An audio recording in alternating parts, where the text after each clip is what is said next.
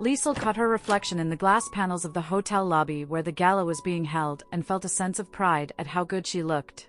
Meredith had popped over to do her hair and makeup, and Janka and Elsie had bolstered her confidence while she got dressed up. She stood nervously looking around waiting for Isaias. Mallory was a few feet away talking to several other men from the security detail, as having a billionaire like Isaias attending the gala was apparently a huge deal. "Oh my God, what are you doing here?" Sandy's nasally voice crawled up her spine like a scorpion on hot sand. Liesel slowly turned to look at her sister and knew her eyes were popping at the image in front of her. Merlin must be apoplectic with the outfit her sister was barely dressed in. The lower half of the floor-length ball gown was lace and sheer and tattered in long strips. The top half hugged her baby bump so tightly, Liesel wondered if it was potentially cutting off oxygen to the poor child.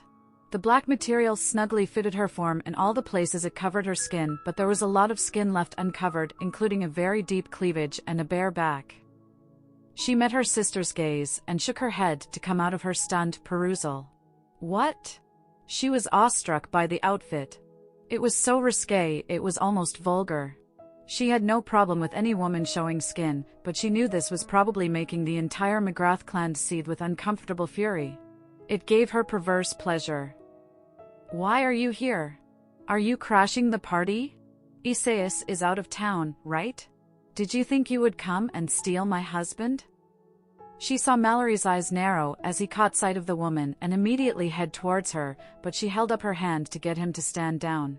"Isaias is back in town. He's meeting me here. He never comes to these things. He does tonight. One of his realtors is winning an award and he's here to present it to her." "Then where is he?" Sandy snarked with a toss of her head.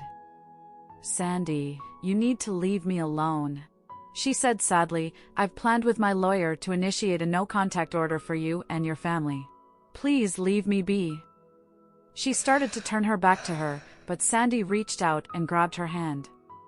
"You can't ban me from talking to my own sister." "I can and I will," Liesel said seriously. "All you ever want to do is hurt me or cause me humiliation, and I'm done with your games. I've moved on with my life. I suggest you do the same."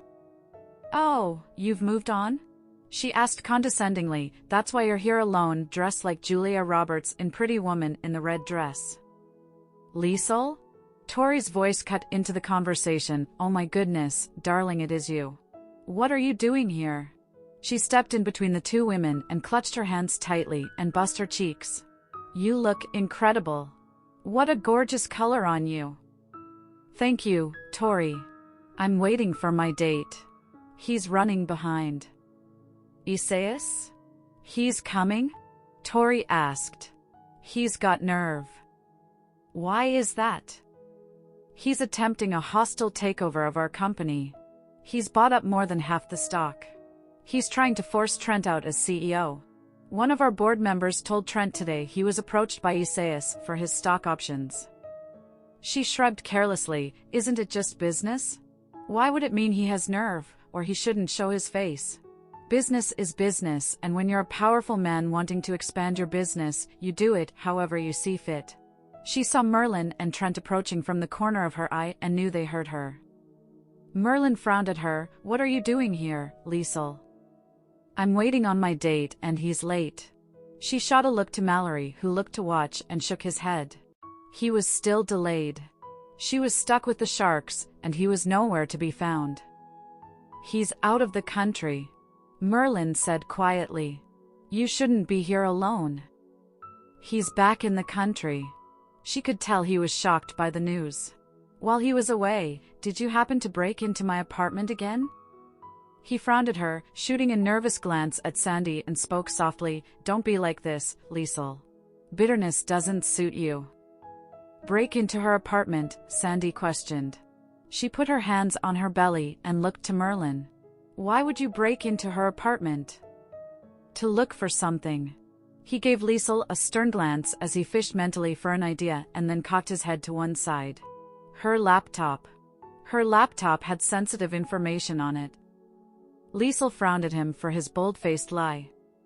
An idea appeared in Merlin's head, and he studied her seriously. Machado has been getting to our board members. What do you know of it, Liesel? Nothing, she shrugged. Your laptop had some of my work files on it. Did you let Machado into it? I don't have the laptop anymore.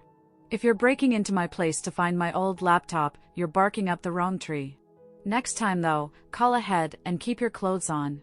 Fred was not happy to come to my door in the middle of the night to help me rid my new place of naked rats and snakes. Naked? Sandy shrieked. Where is the laptop? Merlin ignored her sister. I was robbed.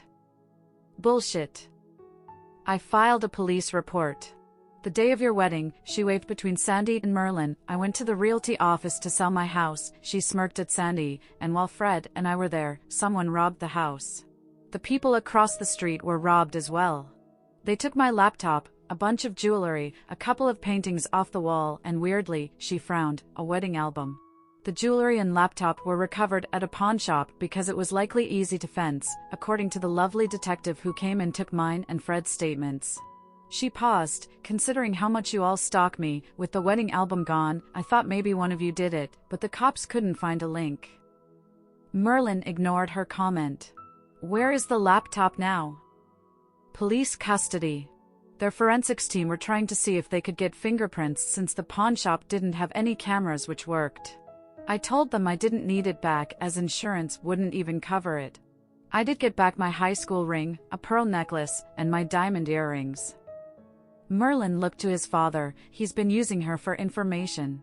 I bet it's why he bought the house. Liesel tried not to snicker at the pair of men. Yeah, if you're talking about Isaias, he didn't step foot into the house until after the closing, and it was after the robbery. If you're thinking he has been sleeping with me to get me to spill your company secrets or get my computer, we started dating the week after my house got broken into. Besides, you both know how I have never once paid attention to the boredom and drudgery of your conversations. He's also too busy giving me multiple orgasms to question me on the goings-on of your boring lives. There is no need to be crass, young lady. Trent scolded her. Fuck you, Trent, Liesel said with a smirk and watched as his eyes rounded and grinned boldly at Tori's gasp. Your little family, she waved around the four of them, have done nothing but cause me headaches, and I can honestly say, if I had information and Isaias asked me, I'd tell him. You would betray us like this? Trent was stunned. Oh, Tori told me all about how you all knew Sandy and Merlin were screwing for months, so don't talk to me about betrayal. If the man I love and am in a relationship with asked me to tell him what I know, I'd spill my guts. Luckily for you, I don't know anything. However, and most importantly, we have far too much fun living our lives and being with each other to spend even a moment of it discussing yours. Merlin reached for her and gripped her hand angrily, shaking her. Love? Do you actually think he could ever love you? The cold condescension of his smugly spat words seared Liesel as she stood furiously unsure of how to respond. Isaias' voice cut into the conversation as he reached out and removed her hand from Merlin's grasp, shoving the man, causing him to stumble backwards into his father. Don't ever put your hands on her again. We are trying to protect her from you. You should try protecting her from this, he waved to Trent and Sandy as he stood in front of Liesel, with Mallory holding his shoulder back. We are her family. Her sister isn't going to hurt her. That monster, he motioned to Sandy, is your wife and your responsibility. She has already struck my girl once this week.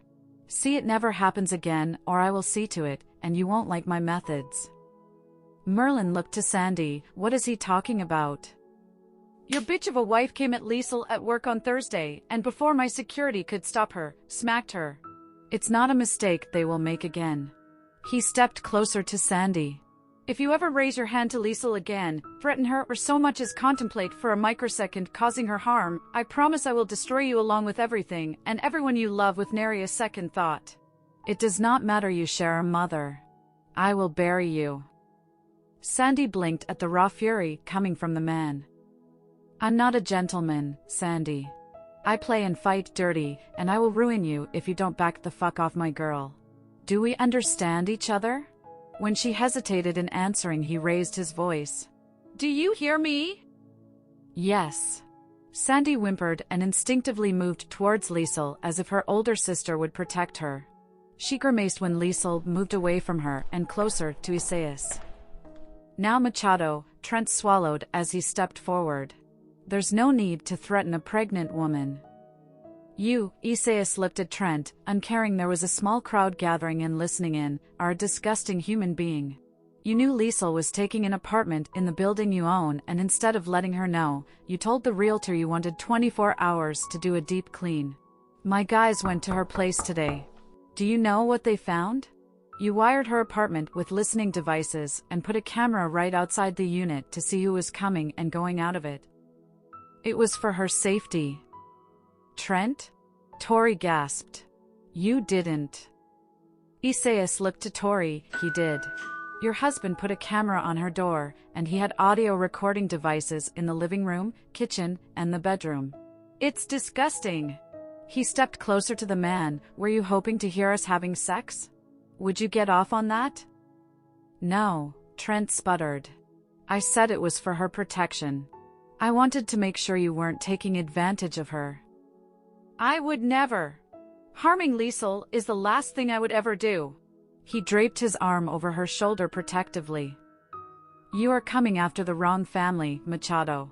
Liesel is a McGrath. We protect her as if she is ours."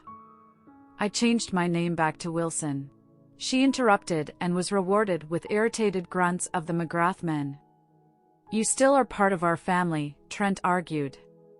"Your son violated her trust, and so did you on multiple occasions. I am quite certain being part of your family is the last thing she wants. You are taking our business dealings and mixing them with personal. Leave Liesel out of it." Isaias gave a smug grin. "Speaking of business, you should know, I now have controlling interest in your company. As of 7 p.m. this evening, McGrath Industries has become a subsidiary of my organization and I am now your boss. I've ordered a full audit of your expenditures and all your businesses in compliance with the IRS. You will report to me on Monday morning." Liesel watched with interest as Trent clutched his shirt at the chest. "You can't." "I can. You see, the IRS doesn't give a shit who owns the company so long as the taxes are paid, and you, Trent, were behind. They took possession of your company at 6:55. I bought the company out at 7, paid off your arrears and fired your entire board of directors. The only original people left are you and your son. I'll take care of that on Monday." His words were sinister and dark. Trent paled at his words. "No. This isn't happening." "Oh, but it is." "Machado, why are you doing this?" Merlin interrupted, his eyes focused on the way Liesel had curled into him. "For the last several years you have targeted everything we do. Why?" "Because he can." Liesel looked to the man approaching with Apollonia and Enia and knew it was Isaias' father, Goncalo. The family resemblance was uncanny. The photographs in Isaias' home did not do the familiarity justice. Tall, broad-shouldered men with dark eyes, plump lips, and rugged complexions. She knew exactly what Isaias was going to look like as he aged from merely looking at this man. "Isn't this what you said to me, Trent, when I asked you why you would destroy the homes of 27 people simply to build an extra parking lot for a strip mall? I asked why you would destroy an entire community to lay asphalt, and your words to me were, because I can. Liesel watched with bated breath as Trent frowned in confusion over the words. "It might not ring a bell for you, McGrath, considering the number of families you've displaced over the years. The number of lives you've ruined or the families you've destroyed have never weighed on your conscience. For us though, for the people who you have left in the wake of your destruction, for my wife who I held in my arms night after night while she cried for CPS to return her children after you destroyed my place of work and our home during a recession, this feels fucking fantastic. Isaias has not only taken over your company, but he also razed your son's home to the ground the way you did ours. He's not so heartless though, to put a child on the street. He won't go as far as you would, but if I were you," Goncalo looked to Merlin, "I'd start looking for a new job because babies are expensive and you're going to be unemployed come Monday. Your fancy condo you are living in is a company-owned building which now belongs to us. We won't kick you out, but the rent will be due on the 1st of each month." "This was all revenge?" Trent's hoarse voice cut into the introduction. You set out to destroy our name over revenge? Did you target Liesel to hurt us? Target Liesel? Isaias laughed at Trent's questions. She came to me. She came to me in a restaurant and said hello. I didn't need to target her. She walked right up to me. I wonder, Merlin, what it was about you as a man that your ex-wife would walk right up to the man she knows is your biggest business competitor, sit at his table and introduce herself. Merlin looked to Liesel. Why? You knew who he was. I told you he had been taking my contracts. You went to him? You really well and truly did it? You said it before, but I thought it was posturing, but you're standing here telling me you went to him? Knowing how much chaos he caused for multiple contracts on me? Liesel lifted her chin defiantly and shrugged. So what if I did? You fucked my sister multiple times and got her pregnant. You're with him out of spite to me? No, Liesel shook her head. No. Not even close.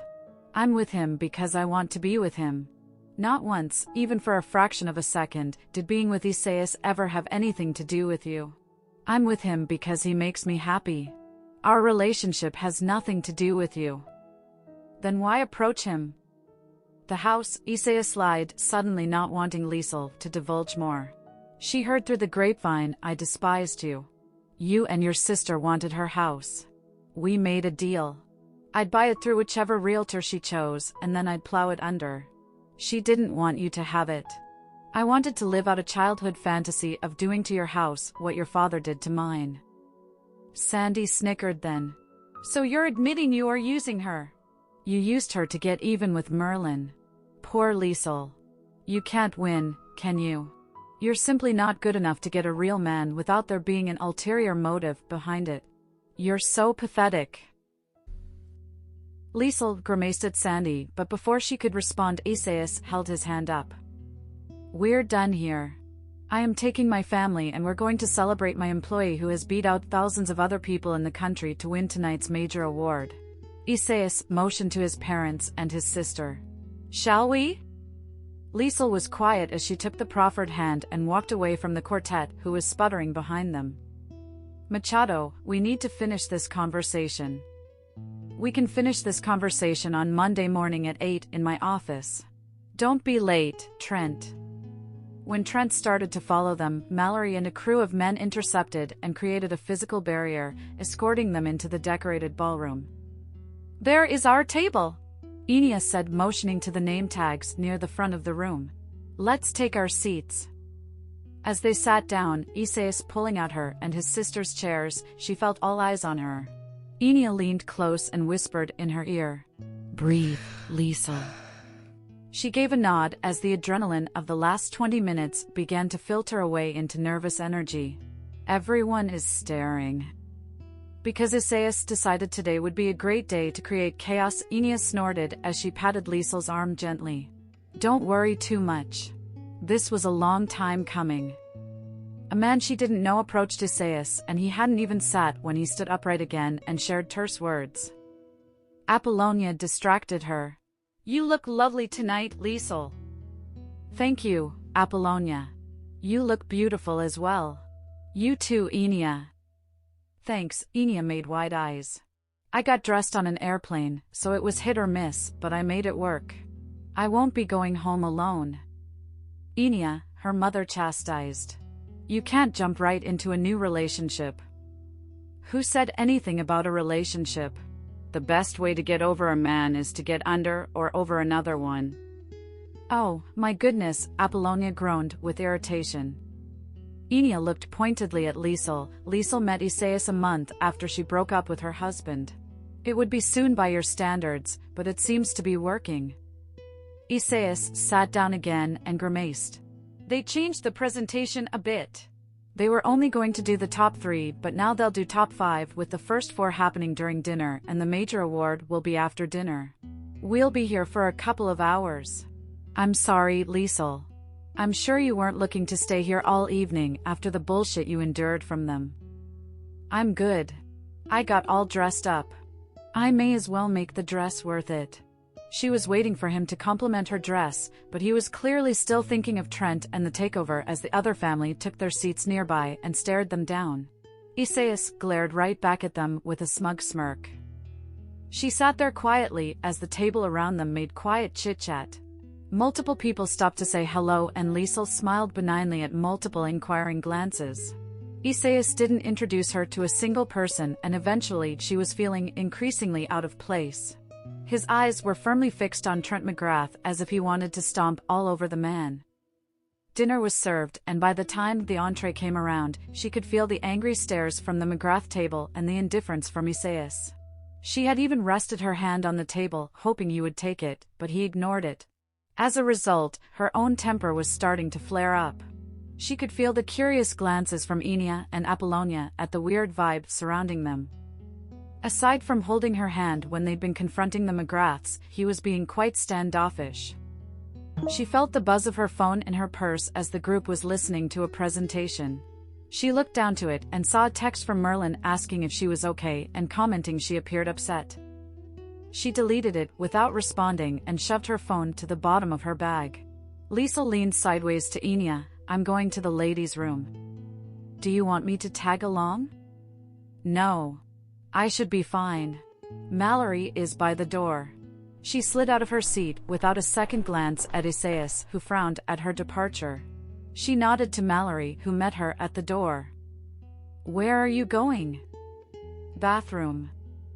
I'll walk with you. Thanks. From the corner of her eye, she noted Merlin getting up from his table. Hey, can you make sure he doesn't bug me? Definitely. He won't get near you. Thank you. She entered the bathroom and noted it was noticeably quiet. She pulled her phone out and she called Janka. Hi. What are you calling me for? What happened? The McGrath clan did, and they pissed everyone off and it was a kerfuffle in the lobby with all eyes on us. Isaias is furious and not speaking to me. I'm so uncomfortable. Merlin is staring me down from across the room and I'd bet my last dollar he's waiting for me outside this bathroom. I asked Mallory to run interference. Isaias isn't speaking to you? No. He also took over Trent's company today, so he and his father took immense pleasure in delivering this news. Then Sandy weighed in with her opinion on how unlucky I am in love. We walked away right after she started in on me again. He's barely able to even look at me since. I can't help but wonder if part of this behavior is because of what I said to him Friday morning. He got all quiet the minute she said I had no luck with men. I'm sorry, Liesel. I want to leave. She admitted quietly. He's finally got the revenge he wanted on Merlin's family. He hasn't reached out directly to me since I confessed how I was feeling. I feel like he is second-guessing us and I'm not feeling good about it. But he bought you a dress. He had his PA buy me a dress, probably because he told me earlier in the week he would. He hasn't even commented on it. Wait! Girl, you looked amazing when you left. Are you telling me he hasn't told you hot smoking hot you look? Nope. Not a word. Oh, honey. What are you going to do? I think I'm going to call an Uber, but where am I going to go? I can't go to his place because it's his place. I can't go to my apartment because Merlin owns it and apparently Trent has it wired for audio. No!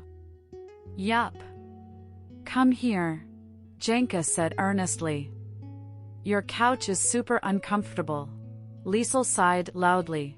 It was plastic and Janka lived in a loft and slept on a mattress. Well, Janka commented, you're at a hotel, right? Get a room and check in. It's probably full. Hold on, Janka spoke softly, I'll check to see if they have any openings. Liesel sat quietly while Janka worked her magic on the other end of the phone and then she smiled when Janka confirmed she'd booked her a room. Sending you all the details. You'll need to give them a credit card at the counter. I have my credit card and ID in my clutch. Good. Get your room, order room service, watch some porn and call it a night. She laughed at Janka's suggestion. Thank you for having my back, Janka. Any and every time. Love you. She ended the call and made her way out of the bathroom and noted right away that Mallory was in a standoff with Merlin at the end of the hall. She avoided them and made her way to the reception desk, keeping an eye to see whether they noticed her in the distance. They were all so intently arguing with each other they could have dropped on bomb, and nobody would have noticed. "Hi. I have a room in my name. Are you here for the banquet?" "I am, but I just booked the room. I have a killer headache, and rather than go home, I thought I'd try to sleep it off." "Of course." The woman checked her in with ease, and she passed over her credit card. She shot another sideways glance at the squabbling men near the women's bathrooms and noted Isaias had joined the fray. None of them appeared to notice she was no longer in the ladies' room. She took her keycard to the room the woman assigned her, and she rapidly made her way to the elevator and stepped inside, giving a loud sigh of relief as the doors closed. This day couldn't end any faster.